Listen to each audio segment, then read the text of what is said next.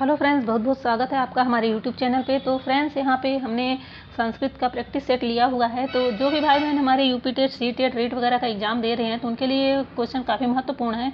तो ये इसे पूरा अंत तक ज़रूर देखिएगा प्रश्नों को, और अगर वीडियो आपको पसंद आए तो लाइक और सब्सक्राइब जरूर कर लीजिएगा, जिससे नेक्स्ट वीडियो का नोटिफिकेशन आपको मिल सके। चलिए देखते हैं यहाँ पे क्वेश्चन। अकर्मक तथा सकर्मक का संबंध है।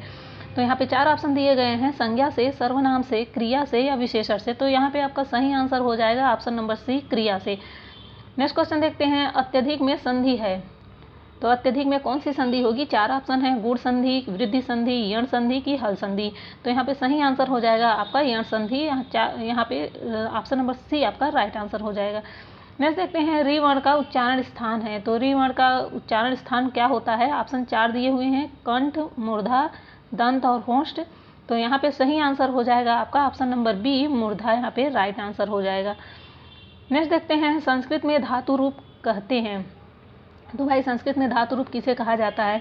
तो आपके सामने यहाँ 4 ऑप्शन दिया हुआ है। संज्ञा को कहा जाता है, कि सर्वनाम को कहा जाता है, कि क्रियापद को कहा जाता है, कि प्रत्यय को कहा जाता है। तो यहाँ पे सही आंसर हो जाएगा आपको ऑप्शन नंबर सी, क्रियापद को कहा जाता है। नेक्स्ट देखते हैं। नैनम छिद्यन्ति शस्त्राणि नैनम दहति पावकः न चैनम क्लेदन्त्यापो न शोषयति मारुतः। प्रस्तुत श्लोक किस ग्रंथ से लिया गया है? यहाँ पे पूछ रहा है कि ये प्रस्तुत श्लोक किस ग्रंथ से लिया गया है। तो यहाँ पे 4 ऑप्शन है, श्रीमद् भगवद गीता, नीति शतकम, भावनी विलास और यहाँ पे कुमार संभवम। तो ये 4 ऑप्शन दिए गए हैं। तो यहाँ पे आपका सही आंसर हो जाएगा श्रीमद् भगवद गीता। यहाँ पे ऑप्शन नंबर ए आपका राइट आंसर हो जाएगा, श्रीमद् भगवद गीता से लिया गया है। नेक्स्ट देखते हैं। महेश्वर सूत्रों की संख्या है, तो महेश्वर सूत्रों की कितनी संख्या है ये तो सभी लोग जानते होंगे। यहाँ पे महेश्वर सूत्रों की 14 संख्या है। तो यहाँ पे आपका option number B right answer हो जाएगा। नेक्स्ट देखते हैं। अपादान कारक में कौन सी विभक्ति होती है? तो अपादान कारक में कौन सी विभक्ति होती है? 4 ऑप्शन दिया गया है, प्रथमा, पंचमी, तृतीया, उपयुक्त में से कोई नहीं। तो यहाँ पे ऑप्शन नंबर बी आपका सही हो जाएगा, पंचमी विभक्ति होती है। होता है ना, कर्ता ने कर्म को करण से संप्रदान के लिए अपादान के, तो यहाँ पे पंचमी विभक्ति हो जाएगी। अभिता के योग में विभक्ति प्रयुक्त होती है, तो अभिता के योग में कौन सी विभक्ति का प्रयोग होता है? यहाँ पे 4 ऑप्शन दिया गया है।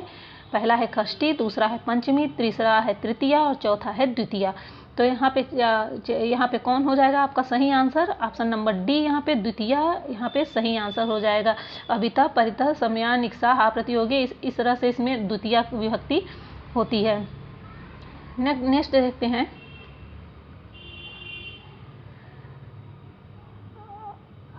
गत्यात्मक धातुओं के योग में विभक्ति होती है, तो यहाँ पे 4 ऑप्शन दिया है, तृतीया, पंचमी, सप्तमी और द्वितीया। तो यहाँ पे आपका सही आंसर क्या हो जाएगा? ऑप्शन नंबर डी, यहाँ पे द्वितीया सही आंसर हो जाएगा। गत्यात्मक धातुओं के योग में द्वितीया विभक्ति होती है। नेक्स्ट क्वेश्चन देखते हैं। छात्र उपविशति, तो यहाँ पे 4 ऑप्शन है, कर्तृवाच्य, कर्मवाच्य, भाववाच्य, इनमें से कोई नहीं। तो यहाँ पे आपका सही आंसर क्या हो जाएगा? कर्तृवाच्य यहाँ पे सही आंसर हो जाएगा आपका। नेक्स्ट क्वेश्चन देखते हैं। रुच्यार्था नाम प्रियमाण सूत्र में विभक्ति प्रयुक्त होती है, तो रुच्यार्था नाम प्रियमाण सूत्र में कौन सी विभक्ति प्रयुक्त होती है? 4 ऑप्शन है, प्रथमा, द्वितीया, तृतीया, चतुर्थी। तो यहाँ पे आपका सही आंसर हो जाएगा ऑप्शन नंबर डी, चतुर्थी। नेक्स्ट देखते हैं। पंचविंशति शब्द का हिंदी अर्थ होता है, तो पंचविंशति को हिंदी में क्या कहा जाता है? 15 कहा जाता है, कि 25 कहा जाता है, कि 35 कहा जाता है, कि 50 कहा जाता है? तो यहाँ पे आपको पंचविंशति यानी 20 है, 20 और 5 यहाँ पे 25 कहा जाएगा पंचविंशति को। नेक्स्ट क्वेश्चन देखते हैं। निम्नांकित में से कौन द्विकर्मक धातु नहीं है? तो पहला ऑप्शन है कृष, दूसरा है दंड, तीसरा है मन और चौथा है मत। तो यहाँ पे आपका राइट आंसर क्या हो जाएगा? ऑप्शन नंबर सी, मन, यहाँ पे द्विकर्मक धातु नहीं होगी। नेक्स्ट क्वेश्चन देखते हैं। तस्मय में विभक्ति है, तो तस्मय में कौन सी विभक्ति है? प्रथमा है, कि द्वितीया है, कि तृतीया है, कि चतुर्थी है? तो यहाँ पे राइट आंसर हो जाएगा ऑप्शन नंबर डी, चतुर्थी विभक्ति। नेक्स्ट क्वेश्चन देखते हैं। अच संधि किसे कहते हैं? अच संधि किसे कहते हैं? तो यहाँ पे 4 ऑप्शन दिया गया है, व्यंजन संधि को, विसर्ग संधि को, प्रतिमुख संधि को या स्वर संधि को। तो यहाँ पे राइट आंसर क्या हो जाएगा? ऑप्शन नंबर डी यहाँ पे राइट आंसर हो जाएगा, स्वर संधि को ही अच संधि कहा जाता है। नेक्स्ट क्वेश्चन देखते हैं। उपगंगम में समास है, तो उपगंगम में कौन सा समास होगा? यहाँ पे 4 ऑप्शन दिया है, अव्ययी भाव, तत्पुरुष, कर्मधारय, द्वंद्व। तो यहाँ पे कौन सा सही हो जाएगा? उपगंगम में कौन सा समास हो जाएगा? तो यहाँ पे ऑप्शन नंबर ए अव्ययी भाव हो जाएगा, कि हाँ कि यहाँ पे उप ये अव्यय है तो यहाँ पे अव्ययी भाव समास आ जाएगा। अव्ययी भाव समास में प्रथम पद प्रधान होता है, आप जान लीजिए। नेक्स्ट देखते हैं, त वर्ग का उच्चारण स्थान है। तो त वर्ग का उच्चारण स्थान कौन सा है? 4 ऑप्शन दिया है, कंठ, तालु, दंत, मूर्धा। तो यहाँ पे सही आंसर क्या हो जाएगा? ऑप्शन नंबर सी, यहाँ पे दंत राइट आंसर हो जाएगा आपका। त वर्ग का उच्चारण स्थान क्या है? दंत है। नेक्स्ट देखते हैं, पावक शब्द का संधि विच्छेद होता है। पावक शब्द का संधि विच्छेद इसमें से कौन सा होगा? 4 ऑप्शन है, पधन आवकः, पाधन आवकः, पौधन अकः, पोधन अकः। तो यहाँ पे राइट आंसर हो जाएगा आपका ऑप्शन नंबर सी, पौधन अकः, पावकः। नेक्स्ट देख लेते हैं, सह पादेन खंजः अस्ति। इस वाक्य में पादेन पद में तृतीय विभक्ति का विधायक सूत्र है।